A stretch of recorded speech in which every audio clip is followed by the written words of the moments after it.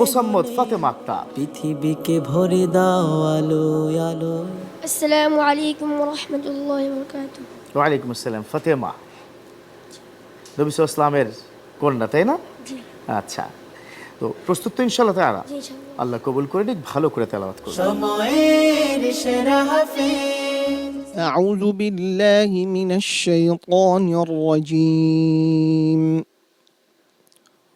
وحفظا من كل شيطان مارد أعوذ بالله من الشيطان الرجيم.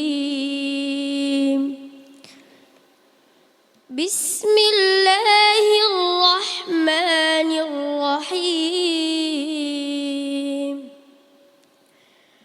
وحفظا من كل شيطان مارد لا يسمعون إلى الملأ الأعلى ويقذفون من كل جانب دحورا ولهم عذاب واصب إلا من خطف الخطفة فأتبعه شهاب ثاقب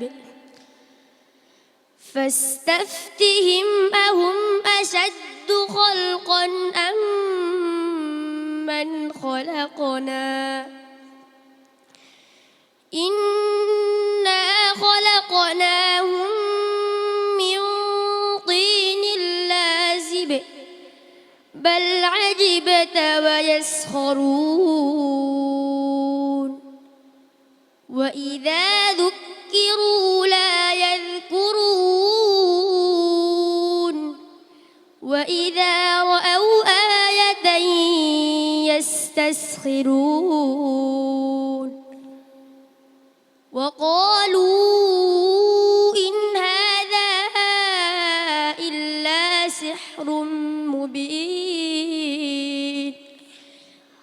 أإذا متنا وكنا ترابا وعظاما أإنا لمبعوثون حسبك صدق الله العظيم. সময়ের সেরা ফাতেমা হাফেজ। আক্তার মাশাআল্লাহ সুন্দর পড়ার চেষ্টা করেছে, তবে যিনি প্রশ্ন করেছেন তিনি কতটা সন্তুষ্ট হতে পেরেছেন? খুবই সুন্দর তেলাওয়াত ছিল ফাতেমার। দোয়া করে আল্লাহ তাকে আরো উত্তম তেলাওয়াত করার তৌফিক দান করুক। আমিন। শেষ বিকেল ক্ষুধার্ত অবস্থায় এর থেকে ভালো আর কি আশা করতে পারি ছোট্ট একটা মানুষের কাছ থেকে। তারপরেও ছোট্ট একটা কথা না বললেই নয়, তোমার সুরের উত্থান পতনগুলোর প্রতি আরেকটু মনোযোগী হওয়া দরকার। এটা যদি তুমি কন্ট্রোল করতে পারো ইনশাল্লাহ বিশ্বমঞ্চ তোমার জন্য ইনশাল্লাহ। চলো আমরা একটু অতিথি প্যানেল থেকে ঘুরে আসতে চাই। প্রখ্যাত আলেমেদিন এস এম জাকারিয়া মাহমুদ। খুবই চমৎকার তেলাওয়াত ছিল। কোরআনের হাফেজার জন্য দোয়া রইল, আগামীর পথ চলা যেন খুব মসৃণ হয়, আল্লাহ তাআলা যেন কবুল করেন, আমিন। আমিন। শ্বাস প্রশ্বাসের একটু প্র্যাকটিস করো, ওকে? ইনশাআল্লাহ ইনশাআল্লাহ। সময়ের সেরা হাফেজ।